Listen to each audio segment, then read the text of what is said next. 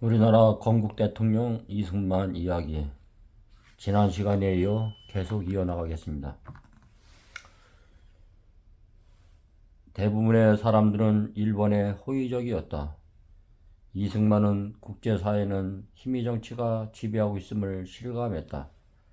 1932년 말 이승만은 국제연맹 총회에서 독립을 호소하기 위해 제네바로 갔다.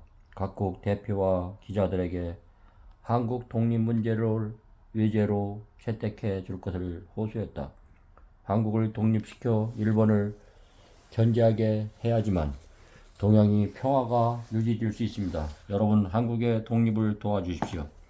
이렇게 이승만은 유럽, 미국, 소련의 모스크바를 오가며 세계 언론과 정치가들을 만나 대한민국의 독립을 호소했다. 우리는 독립이 필요합니다. 그리고 이승만의 모습을 뒤에서 지켜보는 사람이 있었던 그녀는 바로 이승만의 헌신적인 아내 프란체스카 도우노였다. 1934년 10월 8일 뉴욕의 몽글레어 호텔에서 윤병구 목사와 존 헤인스 흠스 박사의 공동 주례로 결혼식을 올렸다. 그중 일본의 패권은 날로 커져만 갔다. 이승만은 주미 외교연부 위원장 저격으로 프랭클린 루즈벨트 대통령에게 편지를 보내 임시정부의 승인과 무기지원을 요청했다. 이승만은 임정승인 운동을 벌이는 한편 일본의 미국 공격을 애원한 일본 내막기 재팬 인사이드 아트라는 책을 1942년 여름 뉴욕에서 출간했다. 몇 달 후 이승만의 애원이 맞아떨어져 일본의 진주만 기습으로 태평양 전쟁이 일어났다. 태평양 전쟁이 일어나자 미국은 일본인을 적국 국민으로 대우하여 수용하였는데 한국인들도 포함되었다. 우리 일본인이 아닙니다. 우린 엄연한 대한민국 국민입니다. 당정 시정해 주시오. 이승만은 미국 정부의 억울한 간행을 시정해달라는 청원을 넘어 그 청원이 받아들여졌다. 이승만은 임정승인 운동을 위해 미국의 저명한 정치관, 교수, 언론인 등으로 구성된 한미협의회를 조직하고 한인 조직을 모아 한인 자유대를 연호 한편 미국의 소리방송을 통해 고국의 동포에게 희망의 메시지를 보내기도 했다. 그러나 이승만의 이러한 노력에도 불구하고 미국 국무부는 임정승인에 회의적이었다. 어느 약소미팅이든지 자기 나라의 자유를 지키기 위해 싸우지 않는 국민들은 미국의 지원을 기대할 자격이 없다. 한국인들도 싸우지 않았기 때문에 자격 없는 국민에 속한단 말인가. 특히 국무부의 실세이며 공산주의자인 엘저 하스의 냉대로 임정승인도 부가지원도 뜻을 이루지 못했다.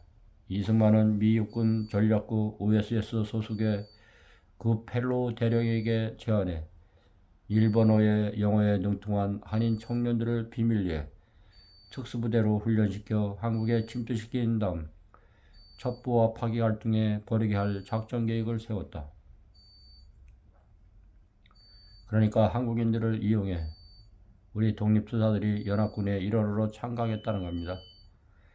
이 작전을 위해 한인 청년 12명을 선발 특수훈련과 일본어, 중국어 등 외국어 교육을 시켜 전국 등지에 감청, 정부 수집, 역공장 등의 임무를 수행하였다. 큰일이군. 이대로 가면 강연 시간이 늦었겠어. 스피드 강연 이승만은 2차 대전 직후 워싱턴의 프레스클럽에서 연설하기 위해 뉴욕에서 워싱턴까지 직접 운전해 갔다. 안되겠다. 부항 전속력으로 갈 수밖에. 가족 차량이다. 여보 경찰이에요. 미안하지만 단속은 도착한 후에 받겠네. 빠르다. 보통 운전 섭씨가 아닌데. 밖에 차가 저 사람이 운전차 한 차가 맞나요? 죄송합니다. 여기 강연 시간이 워낙 급해서 우리가 따라잡지 못한 유일한 교통위반자는 당신뿐이요. 더 일찍 천당 가지 않으려면 조심하시오.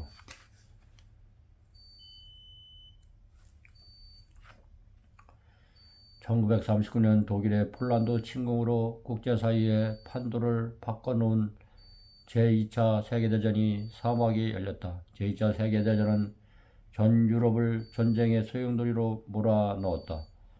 연합국가의 무기, 원료, 식량 등 군사원조만 간망하던 미국은 진주만 기습의 연합국의 일원으로 제2차 세계대전에 참전하게 되었다. 미국의 개입으로 전쟁의 판도가 바뀌어 연합국이 승기를 잡게 되었다. 드디어 미국이 전쟁에 개입했다고 합니다. 다행이군. 이제 우리 대한민국에서 일본이 쫓겨날 날도 얼마 남지 않았어. 그러나 조만간에 미국, 영국, 중국의 대표자들이 아시아의 전후 처리 문제를 협의하기 위해 회의를 열 것이라고 하였다. 중국이 내 연합국에서 장개석 총통을 참여시킬 거라고 합니다. 장개석 총통은 그건 안 돼. 장개석이 비록 한국의 독립운동가들을 지원은 해줬지만 한반도의 독립에는 부정적인 사람이야. 처음부터 한국 임시정부를 정부로 인정하지 않았어. 그럼 이러다가 우리는 독립은커녕 다시 중국의 속국이 되고 말 거야. 이러고 있을 때가 아니야. 박사님 어떻게 하시려고요? 이승만은 1943년 5월 15일 루즈벨트의 다음과 같은 내용의 서신을 발송했다. 각각께서도 상기하실 것이지만 미국은 1882년에 한미조약을 위반하면서 1905년에 일본이 한국을 점령하게 했고 1910년에는 한국을 합방하도록 허용하였습니다. 이처럼 이승만은 진주만 사건 이후 루즈벨트에게 한국의 독립을 위해 임시정부를 승인해 줄 것을 요청하는 편지를 보냈고 1943년에는 여러 차례 걸쳐 루즈벨트 대통령의 영부인을 면담하여 충면 지원을 부탁하기도 했고 같은 해에 케벡 회담에 참가한 루즈벨트에게 전보를 보내 한국 문제의 처리를 부탁하기도 했다. 1943년 11월 22일 미국의 프랭클린 루즈벨트 대통령, 영국의 처칠 수상, 중국의 장개석 등 총통은 카이로에서 만나 전후 처리 문제를 협의한 결과물인 카이로 선언을 선포했다. 한국민의 노예 상태를 유념한 3대국은 적당한 시기 과정에 한국을 해방 독립시키기로 결의했다. 드디어 연합국이 우리의 독립을 결의했습니다. 이제 그날이 오는구나. 아직 좋아할 때가 아니오. 그게 무슨 소리입니까? 이 상태에서 일본이 전쟁에서 지면 한반도는 공산주의자들에게 넘어가고 말 거야. 우리가 추구해야 할 독립국가는 자유민주주의 국가요. 그때 우리 대한민국 임시정부에 대한 승인을 부탁하면서 편지를 보내지 않으셨습니까? 아직 어떤 회신도 오지 않았어. 이렇게 되면 우리 주변 열강들의 손아귀에서 논란하고 말 거야. 난 내 조국의 땅덩어리가 공산주의들에게 넘어가는 걸 볼 수 없어. 이승만은 미국의 유엔 총회에 한국 대표단의 참석을 요청하였지만 그 또한 결국 받아들여지지 않았다. 이승만이 한국 입국을 허가해달라고 합니다. 그 사람이 지금 가버리면 소련에 반발할 거야. 네, 분명히 문제가 될 겁니다. 이승만은 한반도의 공산을 우려하여 하루빨리 기획하려고 했다. 그러나 국무부의 방해로 쉽지 않았다. 미국의 입장에서는 소련과 합의하여 좌우합작의 연합정부를 세워할 형편인데 반공주의자이며 반소주의인 이승만이 뛰어들면 골치 아프게 될 것이라고 뻔했기 때문이다. 이런 우여곡절 끝에 이승만은 해방된 지 2개월이 지난 1945년 10월 16일 망명한 지 33만의 꿈에도 그리던 조국에 들어갔다. 드디어 해방된 내 조국에. 당시의 국내 사정은 여운형이 주도한 건국준비위원회와 박헌영이 이끄는 조선인민공화국 등 좌파들이 득세하고 있었고 우익진영도 수많은 단체가 난립되어 있는 상황이었다. 이승만은 좌우를 막론한 독립촉성중앙협의를 조직하고 지방제적으로 확대하기 위해 노력했다. 여러분, 흩어지면 죽고 뭉치면 삽니다. 이제는 우리가 할 일은 단결하는 일입니다. 우리 쪽의 사람들이 너무 적어서 정권을 잡기가 힘들 것 같아. 그럼 독립촉성중앙협의회에서 빠져나갑시다. 명분이 있어야지. 그냥 빠졌다간 명분이라면 충분히 있지. 우리를 오랫동안 억압해온 친일파를 색출해서 청산하는 일을 먼저 해야 합니다. 맞습니다. 하지만 무턱대고 진행하면 선의의 피해자가 나올 수 있습니다. 먼저 건국을 하고 법을 만들어 법에 따라 친일파 문제를 처리합시다. 우리는 친일파 청산이 선행되지 않으면 독립 속성 중앙협의회에 의해 계속 있을 수 없어. 그러나 조선 공산당은 1945년 9월 20일 스탈린의 지령에 의해 이미 북한에서 침공적인 국가 건설을 하기 위해 준비를 하고 있었다. 1945년 12월 28일 모스크바 삼상회의에서 정부 수립을 위한 준비 단계로 미영중 소 4개국이 5년에 걸쳐 신탁 통치를 한다고 발표했다. 신탁 통치가 발표되자 이승만은 그날 즉시 반대 성명을 발표하고 김구와 함께 반탁운동에 돌입했다. 신탁 반대, 신탁 반대. 저는 신탁에 찬성합니다. 공산주의자들도 신탁 통치에 반대하여 좌우가 모두 반탁운동에 나섰으나 1945년 말 박헌영은 북한에서 지령을 받고 친탁으로 돌아선다.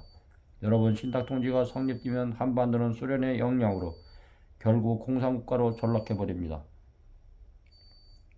이후 한반도는 좌와 우, 남과 북, 소련과 미국의 대리, 그리고 정치인들 내부에서도 정부 수립에 대한 여러 문제들로 큰 혼란에 빠진다. 자북 소련, 우남 미국.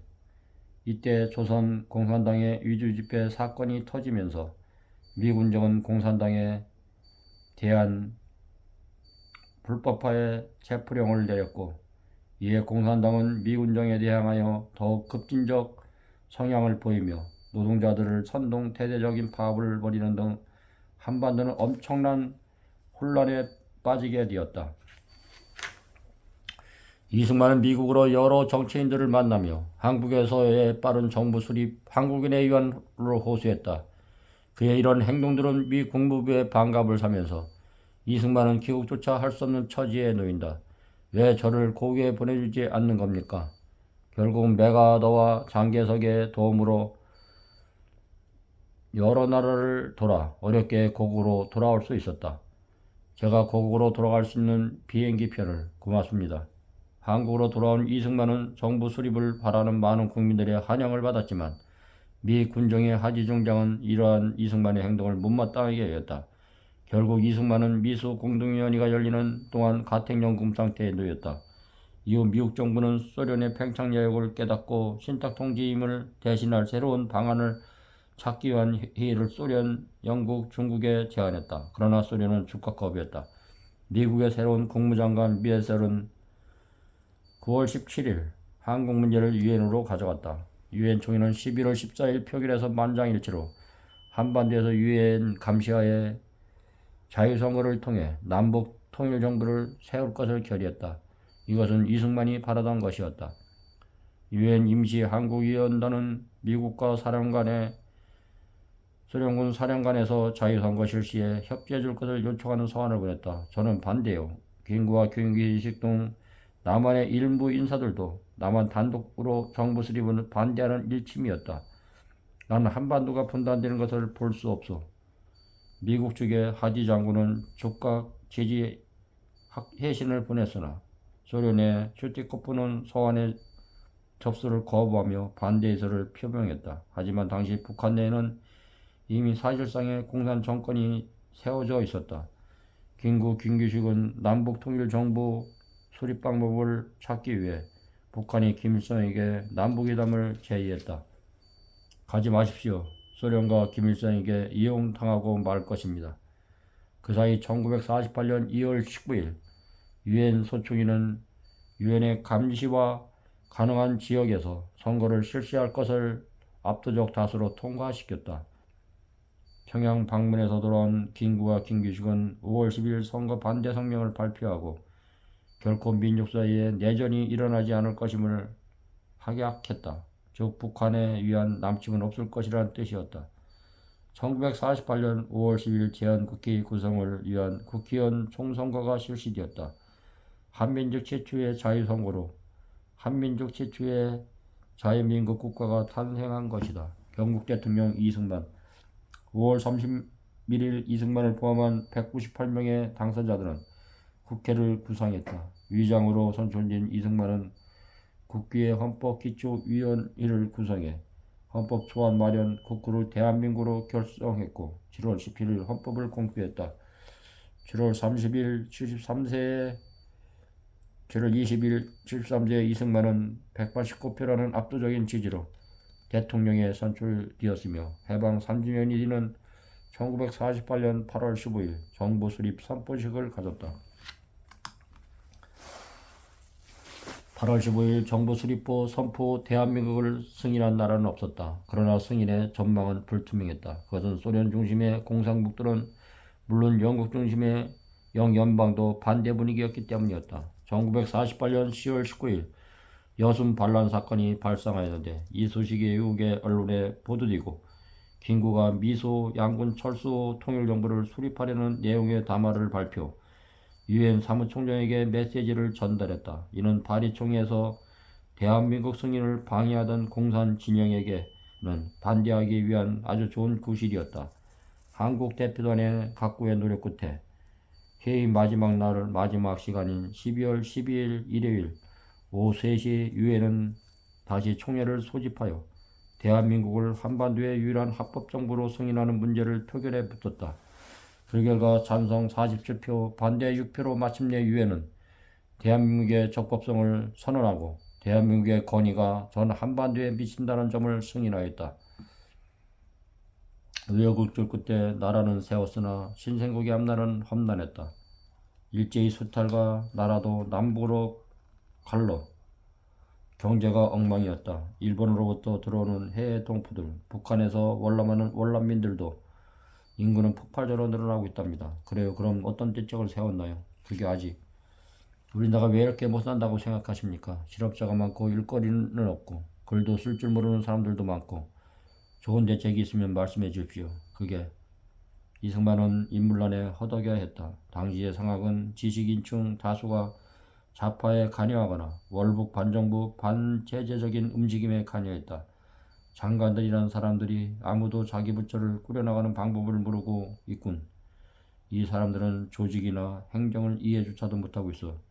돈을 너무 많이 쓰고 너무 많은 사람들을 고용하여 책임과 권한을 위임하는 방법을 이해 못하고 있어. 예산은 점점 균형을 잃어가고 정부 전체가 혼란에 빠져들고 있구나. 이를 어쩌면 좋단 말인가. 대한민국 정부의 탄생을 기다렸듯이 북한은 1948년 9월 9일 북한의 조선민주주의인 인민공화국이라는 정부를 수립하였다. 이어 소련 정령군이 1948년까지 철수한다고 밝혔다. 그것은 남한에 주둔하고 있는 미군도 그때까지 철수하라는 압력이었다. 미군이 철수하겠다고 왜 갑자기? 이에 미국도 1949년 6월 말까지 미군을 철수시켰다는 방침을 정했다. 남한에는 제대로 조직된 군대도 없는데 50만 명이라는 대군이 있는 북한이 무력으로 도발이라도 하게 되면 방어할 수단이 없지 않는가. 이승만은 당장 트루먼 대통령에게 철군 연기를 요청하는 편지를 보냈다. 그러나 미국 정부는 이승만의 요청을 받아들이지 않았다. 철군을 해야 하겠다면 한국군의 규모를 6만 5천에서 10만 명 규모로 확대하고 5만 명의 예비 병력도 유지할 수 있도록 무기와 장비를 지원해 주시오. 나는 5월과 6월이 위기 달이며 무엇이 일어날지도 모른다고 생각합니다. 이승만은 1950년 5월 11일 외신 기자들과 희견을 열었다. 눈앞에 다가온 남침 위험에 대한 아무런 방어선도 가지고 있지 못해서 단체 미국의 지원이 어려워진 상태의 국제 여론에 호소해서라도 미국을 압력해보자고자 하는 심정이었다. 대통령 이승만은 곧 닥쳐올 한반도 최악의 비극을 예상하고 있었을지도 모른다. 대한민국이 출범할 당시 정식 교육을 받은 국민이 25%에 불과했고 문명률이 80%에 달하는 국민을 대상으로 민주주의 정착은 어려운 일이었다. 나는 민주주의의 기초는 교육에 있다고 봅니다. 의무교육제도, 실시와 문명퇴치 운동을 벌여 자유민주주의와 뿌리를 내릴 문화적 기반과 국가 발전의 기초를 마련하고자 합니다. 이승만은 1949년 모든 어린이가 6년제 초등교육을 무상으로 받도록 하는 의무교육제도를 도입했다. 뿐만 아니라 정부와 민간단체, 군을 통해 문명퇴치 운동을 벌였다. 그 결과 1959년에 이어서 문맹률이 20% 낮아졌다. 이 기간 총 중학생은 10배, 고등학생은 31배, 대학생은 12배라는 수적 증가를 보였다. 이승만이 국가 재정의 80%를 미국의 원조로 연명하던 가난한 나라에서 정부 예산의 10% 이상의 교육에 투입한 결과였다. 이러한 이승만의 교육혁명은 60년대 공업화에 필요한 인재를 육성할 수 있었고 우수한 노동력을 키우는 과정이 된 것이다. 이승만은 48년 3월 20일 친구이자 정치고문인 노버트 울리버 박사에게 편지를 보냈다. 공산 혁명을 막기 위해서라도 시급히 농지개혁을 해야 한다고 생각합니다.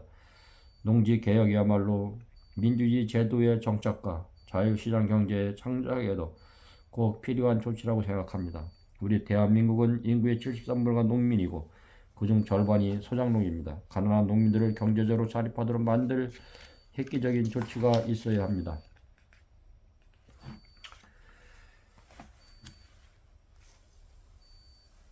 우리나라가 이승만 대통령이 출범한 상태에 있을 때 대한민국 정식 교육을 받은 국민이 25%에 불과했고 문맹률이 80%에 이르는 상태였었습니다. 이승만은 1949년 어린이 6년제 초등교육을 무상으로 받도록 하는 의무제도를 도입했고 정부와 민간단체 군을 통해 문맹 티치운동을 벌였습니다. 1950년이 되어서 문맹률이 22.1% 낮아졌습니다. 이 기간 중학생은 10배, 고등학생은 31배, 대학생은 12배라는 수적 증가를 보였고 이승만이 국가 재정의 80%를 미국의 원조로 연명하던 가난한 나라에서 정부 예산의 10% 이상을 교육에 투입한 결과였습니다. 이승만이 교육혁명은 60년대에 공업화에 필요한 인재를 육성할 수 있었고 박정희 대통령이 이승만 대통령의 영노력을 통해서 중학교, 고등학교, 대학생들의 또 공업학교와 이런 학교들을 만드는 계기가 되어 박정희 대통령이 중공업사업과 새마을운동과 각 곳에 승리할 수 있는 기초를 닦았던 것을 여러분들은 깊이 상고해야 됩니다.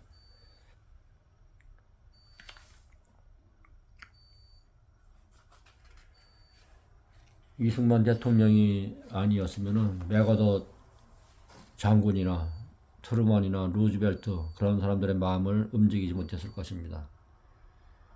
우리는 건국 대통령 이승만의 건국 이념을 깊이 봐야 됩니다.